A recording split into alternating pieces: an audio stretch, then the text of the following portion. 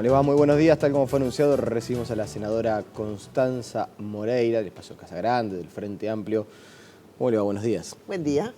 Bueno, a ver, por falta de tema, lo conversábamos fuera de cámara, ¿no? Por falta de tema no va a hacer que la entrevista se quede corta en el día de hoy. Ahora, ustedes que tanto a veces le pegan a los medios sobre qué elegimos para informar, ¿cuál considera que es el tema más importante? El que está del otro lado, ¿sobre qué quiere escuchar la opinión de Constanza Moreira? De los asuntos varios que hay, por cierto, en la coyuntura. Y bueno, para mí el tema de la coyuntura en este momento no es... el tema de la coyuntura es Brasil, sin duda. El tema de la coyuntura internacional es Brasil, es más importante que la visita de Obama a Macri, es todo, porque bueno, si Brasil se desploma, eso va a tener impacto sobre todos nosotros, va a tener una onda expansiva sobre todos nosotros. Creo que el tema aquí en Uruguay, bueno, para el Frente, obvio, son las elecciones internas del Frente Amplio, esa es su peripecia en este momento y, bueno, la aparición de esta quinta candidatura de una mujer, eso sería una noticia local acotada partidaria. Luego creo que el tema de las relaciones entre gobierno y oposición siempre están allí, a la orden del día. Eso es un plato para todas las semanas.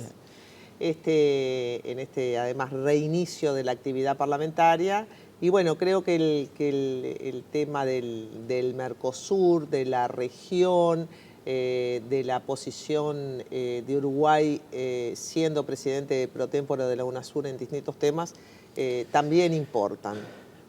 Vio que no le pongo la seguridad, ¿no? ¿Sabe qué? Eso le iba a preguntar. ¿Le parece de verdad que, por ejemplo, para la gente es más importante eventualmente las elecciones de Frente Amplio, que son a finales de mayo, que eventualmente más importante la realidad del Mercosur, que ciertamente lo es, que los temas nuestros locales, por ejemplo, vinculados a la inseguridad? ¿De verdad piensa que la gente está más ávida de conocer esa opinión que, por ejemplo, lo que podría llegar a emerger de un diálogo entre gobierno y oposición por cuestiones vinculadas a la seguridad? A ver, ¿qué es lo que piensa la gente? Está complicado, ¿no? Sí, bueno, hablar de la gente. Uno haciendo como si un usted me tras sobre pregunta eso. qué le preocupa a las mujeres hoy, diría, mire, le preocupa el precio de los alimentos, la inflación disparatada de algunos productos, especialmente de los productos que se importan, las condiciones de la educación, si los gurises van a clase o no, si tienen profesores. Me parece que si usted le pregunta a las mujeres, por ejemplo, en este momento, los temas vinculados a la canasta básica y a la educación deben estar primerísimos. Pero no veo que ninguna encuesta lo releve, pero creo que si usted me pregunta cuáles son los temas que preocupan más a los jóvenes, y bueno, en una economía que se va rezagando económicamente o que enfrenta dificultades económicas, a los jóvenes los preocupa el tema del empleo, del desempleo, de los salarios, de los alquileres que son carísimos. Por eso digo, la gente es mucha cosa. La gente es mucha cosa, creo que las preocupaciones cambian. Una cosa son las preocupaciones de las clases medias, otras son las preocupaciones de los más pobres. Las diferencias de intensidad y de intención con que se reciben las noticias en Montevideo en el interior es brutal. Me parece que hay un interior que incluso mira con una cierta ajenidad una dinámica de noticias muy montevideana. Yo no voy a negar que el tema de seguridad importa y mucho. Pero bueno, el tema de seguridad también es mucha cosa. Los temas de violencia doméstica están que arden. El robo de material en Facultad de Humanidades habla de inseguridades de otro tipo, ahora vinculadas al tema de derechos humanos. El tema de la violencia está que arde en este país, de la violencia, ¿no? De la violencia intrafamiliar, de la violencia doméstica, de la violencia interpersonal, sí. Y se reduce muchas veces el debate cuando se habla de inseguridad. Por ejemplo, en estos últimos días, cuando aparecen propuestas de la oposición sobre aumentar las penas, ¿le parece que un poco el debate va por los medios en lugar de verdad sentarse todos en una mesa a buscar soluciones?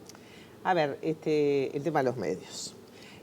Hablé del tema del debate, no del tema de los medios. No, porque el tema debate a través de los medios, el tema del debate a través de los medios y el tema de lo que la gente quiere o no quiere, yo lo pondría así. Si yo estoy en mi casa, tengo una vida limitada a mis amigos, a mi familia, a mi trabajo. Si soy pasivo, tengo una vida todavía más limitada porque no circulo en el mundo del trabajo. Yo prendo la televisión y todo lo que pasa en el mundo que no es que me pasa a mí todos los días, yo digo, ¿qué pasa en el mundo? Prendo la tele y pienso que lo que se me informa que pasa en el mundo es lo que pasa en el mundo. Pero yo no tengo capacidad de absorber toda esa cantidad de información sobre lo que pasa en el mundo. Es más, la tele define qué es el mundo, ¿no? Si yo prendo la televisión y las noticias que escucho son sobre Estados Unidos, bueno, miro lo que pasa en Estados Unidos, no miro lo que está pasando en Portugal, no miro lo que está pasando en España. Entonces, me parece que esa es la forma en que se recorta la realidad para una persona que tiene tiempo e información escasos, ¿no? Porque el tiempo y la información son dos recursos escasos. Entonces, sí, yo ahí le haría una acotación como la de usted. Usted dice la tele como si fuera la tele todo uno. Y en realidad no somos todos los medios iguales, no informamos todos igual. No, pero la tele es el medio de penetración universal. Sí, sí. En el pero mundo, no todo el mundo hace con la tele lo mismo que... No todos los medios hacen con la tele. Por supuesto que el receptor no es pasivo y cuanto más educación yo hablo del emisor menos pasivo, claro. No, yo hablo del receptor. El receptor, que es la gente, decodifica los mensajes como quiere, pero el problema es la televisión, porque la televisión es el medio universal. O sea, cuánta gente consume noticias de radio, cuánta gente lee, bueno, deben ser menos del 30%, pero la televisión es el 90%. Los uruguayos, que no son los que más televisión miran promedio, pero miran entre 3 y 4 horas por día de televisión. Es decir, no. La tele hay que ponerla en una categoría muy distinta, sí. Porque tiene, sobre todo, además tiene una penetración muy grande en la población que accede menos a otros recursos de información, ¿no? Sin duda allí también hay un corte generacional. Las generaciones más jovencitas usa mucho más Internet que las generaciones más veteranas. Es decir, bueno, entonces me parece que he ahí la responsabilidad pública de las empresas privadas, pero que a su vez son canales que operan en la esfera pública, sobre lo que informan, sobre cómo lo dicen. Esa es la responsabilidad pública, el ser un medio de penetración absolutamente masivo, absolutamente universal, y que le dice a la gente, como tú decís, le dice a la gente qué es lo que pasa fuera de su experiencia cotidiana. Y eso muchas veces tiene una aceptación acrítica, porque ¿cómo hago yo para contrarrestar esa información? Yo soy una persona muy culta y tengo mucho acceso a información, no me importa, es un insumo más, pero para las personas para las cuales ese es su único insumo, se transforma en el mensaje. De todas maneras, centró la respuesta en el rol de los medios y yo hablaba acerca del debate, de cómo muchas veces el sistema político debate propuestas sobre un tema candente como la inseguridad a través de los medios y no sé hasta qué punto logran sentarse de verdad en una mesa, más allá de que el gobierno ahora, por ejemplo, haya dicho que está dispuesto a convocar a la oposición. La visión suya desde dentro del Frente Amplio es, ¿se está trabajando de verdad para lograr encontrar una solución al tema de la seguridad? ¿Qué le surge cuando, por ejemplo, desde la oposición se plantean endurecer penas para combatir a la delincuencia, cuando se genera todo este debate que canalizamos los medios de comunicación sobre el tema de la inseguridad? Bueno, lo primero que tengo para decir es que en donde yo vivo, que es en el Parlamento Nacional, nosotros con los blancos y los colorados y con el Partido Independiente trabajamos todos los días. No todos los días, porque no hay comisiones ni sesiones todos los días, pero se trabaja todos los días y se trabaja sobre la búsqueda de un acuerdo siempre. Por eso la mayor parte de los proyectos de ley que ustedes ven, salvo algunos proyectos muy importantes que dividen mucho a la opinión pública, como, no sé, la despenalización del aborto, la mayor parte de los proyectos de ley salen en general por mayorías que superan mucho al Frente Amplio. Es decir, que la lógica política es la lógica de buscar el acuerdo y acercar posiciones. Digo esto porque no parece, pero esa es la lógica con la que funciona el sistema. Sí, lo que parece es que están en realidad en el peor momento de relacionamiento entre el gobierno y la oposición a nivel parlamentario. Sí, sin duda, eso sin duda. Pero vamos a ver, en algo muy concreto. Nosotros estamos trabajando en la Comisión de Educación para abrir una excepción a los derechos de autor a propósito del lío que se armó con las fotocopias y las fotocopias de los estudiantes, y estamos trabajando todos juntos, el Partido Nacional, todos juntos estamos tratando de encontrar un proyecto que supere estas limitaciones. Esas son cosas que no salen en la tele, que no se dicen, pero esa creo yo que da cuenta de una dinámica importante del Parlamento. ¿Qué opino sobre los planteos de seguridad, aumentar pena? opino que es una biblioteca que no da resultado, que está atrasada. Hay unas declaraciones del fiscal de corte para no usar ninguna biblioteca política. Y el fiscal de corte dice, hay 200.000 denuncias y se procesa el 4,5% de las denuncias, ¿no? Más o menos creo que es, sí, menos del 5%. Entonces, ¿vamos a aumentar la pena para ese 5%? Bueno, eso, ¿qué hacemos con todo el resto? Porque todo el resto queda fuera. Él dice, un sistema de seguridad es un sistema preventivo, es un sistema de represión, es un sistema de atención a las víctimas. Nos falta la prevención. La represión, se consigue perseguir y llevar a la justicia. Él está incorporando al sistema judicial dentro del tema de la seguridad, que me parece que es una óptica que habría que tener en cuenta, porque yo creo que por lo menos, además del tema de la policía, que es donde se concentra todo, ¿no? El tema de la policía, el tema del aumento de pena, toda esta locura de sacar a los militares a la calle que no están preparados para la seguridad interna y además socorro con esta idea de sacar a los... No se puede hacer, ¿no? Ya lo dijo Huidobro, no se puede hacer. Los militares no pueden andar usando armas, no. Eso exigiría unas transformaciones normativas gigantes para el Uruguay. No solamente no se puede hacer, sino que además para mí es completamente contraproducente. Los militares no están preparados para la seguridad interna y cuando se ocuparon de la seguridad interna fue para perseguir comunistas, como decían ellos. O sea, el último reflejo que uno tiene de la participación de los militares en la seguridad interna es de la dictadura. O sea que peor antecedente no puede haber.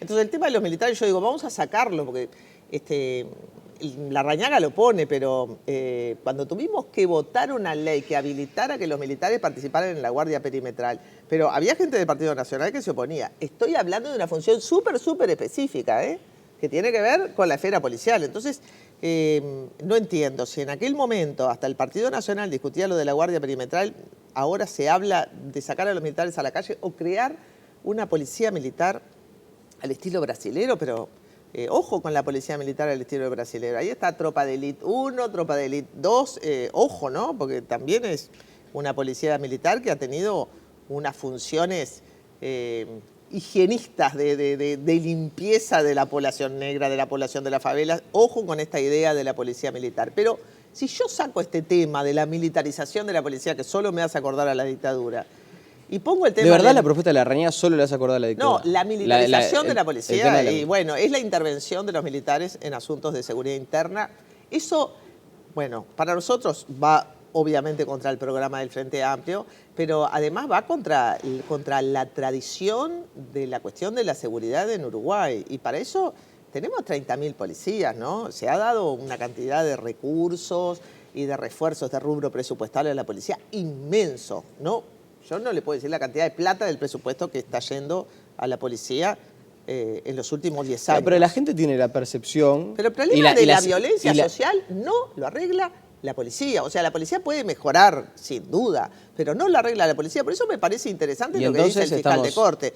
Necesitamos cambiar la administración de justicia en este país, es decir, que el Código del Proceso Penal, que es una ley que nosotros aprobamos, para que la investigación no la hagan los jueces, sino que la investigación la haga el Ministerio Público, es decir, los fiscales y la policía, necesitamos cambiar eso.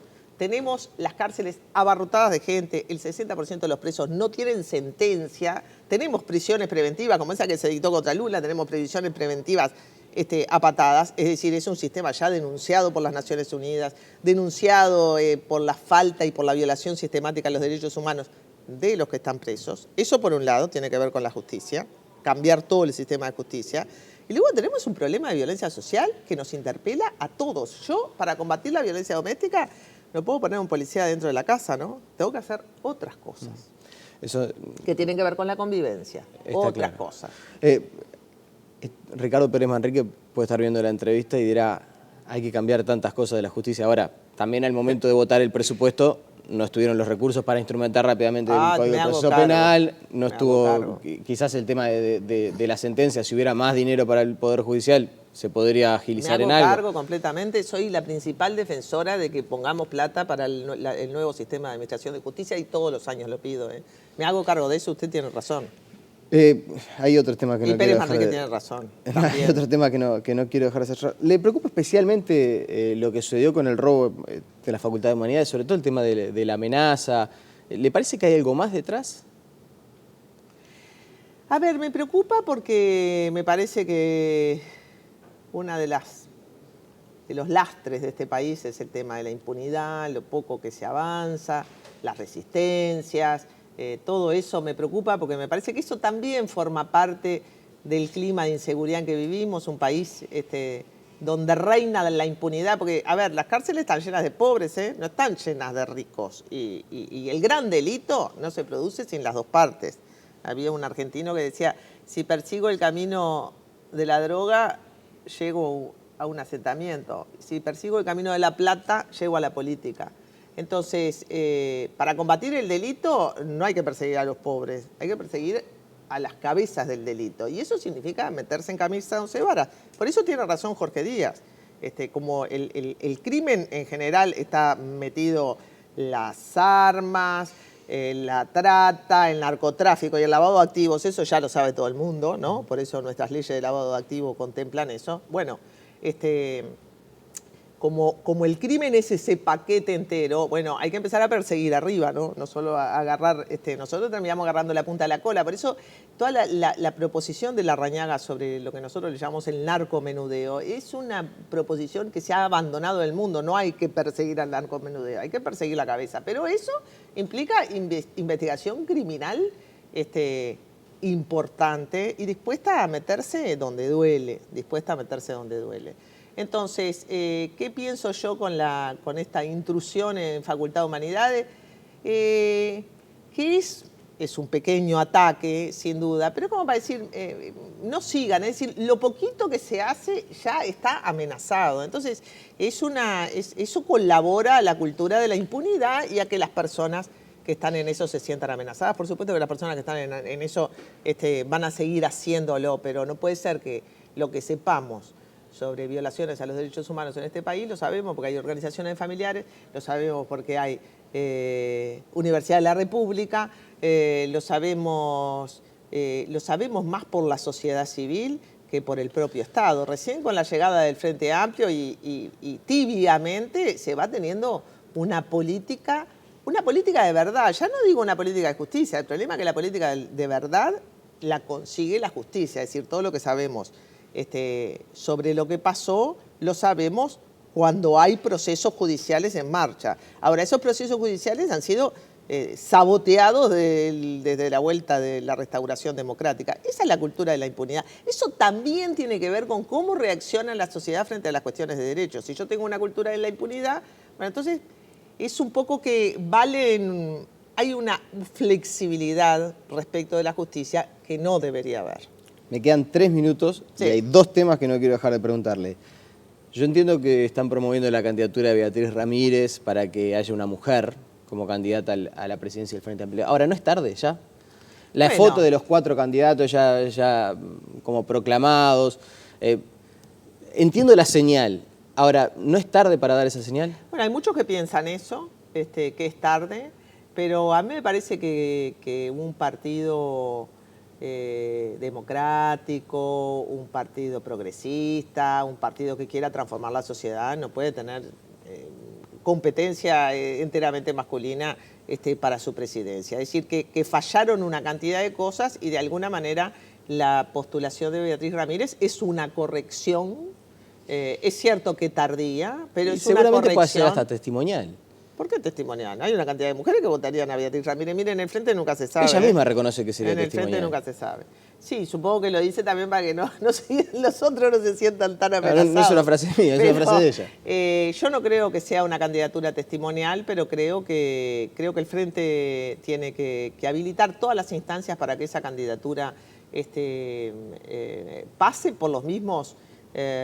requiera y consiga las mismas voluntades que consiguió el resto de las candidaturas, pero a mí me parece que es muy bueno y le hace bien al Frente habilitar una candidatura femenina que atempere un poco la foto de los 4 hombres, que más allá de que son 4 buenos compañeros, a mí me parece que al Frente le haría bien habilitara que la candidatura de Ramírez, por más que se presentó tarde, pero bueno, si hay voluntad política, los procedimientos se acuerdan y se genera una segunda instancia. Ahora sí, la última y nos quedó corta de tiempo, como era previsible. ¿Por qué fue tan crítica, o es tan crítica en realidad, con la justicia brasileña por el caso Lula? Bueno, la justicia brasileña es la justicia más política del mundo en este momento, porque siempre decimos, ay, que el poder político se mete con la justicia, y cuando la justicia se mete con el poder político, y bueno, en Brasil, los jueces yendo a manifestaciones contra Dilma, eso a Mariana Mota, que pasó por la esquina de la manifestación de los 20 de mayo, la trasladaron a Mariana Mota, porque pasó por allí. Entonces, los jueces manifiestan abiertamente contra el gobierno. Pero su posición en su momento fue de defensa de Mariana Mota. Sí, por eso. Como que una cosa mentalmente no tiene nada que ver con la otra. Yo la defendí totalmente. Me parece que el traslado de Mariana Mota fue una injusticia, era una de las pocas juezas que se dedicaban a los derechos humanos, fue una injusticia, fue un traslado político. Pero a lo que me refiero es para los uruguayos, que tienen todos esos pruritos de que no se puede pasar ni por la esquina de una manifestación, ¿qué dirían de un juez que participa abiertamente en una oposición contra Dilma? ¿Qué dirían? Entonces, la justicia está viciada de política, pero viciada de política. Para pinchar teléfonos aquí en Uruguay hay unas leyes muy precisas, es decir, para pinchar los teléfonos nuestros, de los ministros, de la presidenta, bueno, ahí tuvo una normativa que hay que pedir permiso a la Suprema Corte de Justicia, etcétera, etcétera. En Brasil se pinchan los teléfonos y sale a la prensa las conversaciones entre Dilma. Es un escándalo, la justicia brasileña es un escándalo. Ahora la Orden de Abogados de Brasil también pide el impeachment, pero vamos a ver, Dilma posiblemente deba ser la persona más limpia de Brasil, por eso no le han encontrado nada, porque es de una corrección personal absoluta, absoluta. Entonces ahora el impeachment es porque en realidad en el presupuesto estaba como, digamos, pasada de lo que podía gastar, y bueno, todo un tema presupuestal absurdo. Entonces, ¿la van a llevar a un impeachment por una razón presupuestal? Porque claro, no le van a encontrar nunca ninguna otra cosa, porque la mujer es lo que es. Entonces, créame que no me queda tiempo, pero sería hasta cuestionable de un punto de vista moral y ético eventualmente asumir un cargo político, público, para evitar la justicia, ¿no? Que eso es lo que queda. No. Lula es demasiado... Lula es demasiado inteligente como para hacer eso. Lula asume un cargo político no para evitar la justicia. Lula sabe la cantidad... Bueno, por el lavallato declaró 4 veces. La cantidad de veces que debe haber declarado Lula. Además, si hay alguien que ha puesto la cara, ha sido Lula, porque en pleno escándalo del mensalón, Lula iba, le hablaba a los brasileños, nunca se retiró, nunca dijo... No. Lula está ahí para tratar de conseguir los 177 votos que impidan el impeachment de Dilma. No está ahí, al contrario. Al contrario, Lula está ahí para ayudar a Dilma. Es de una injusticia decir que Lula está ahí para salvarse a sí mismo. De ninguna manera. Lula está ahí para tratar, puede ser, como dice alguno, que sea una burrada, pero Lula está ahí para tratar de conseguir un acuerdo en el Congreso que impida el impeachment. Nos quedó corta, incluso, por ejemplo, no hablamos de lo que va a ser la estrategia de inserción comercial internacional de nuestro país en este año, que va a ser un tema candente, sabemos que se viene, así que la volveremos a convocar seguramente cuando esté ese asunto más presente en la agenda. Muchas gracias por venir, seguimos con muchas más noticias.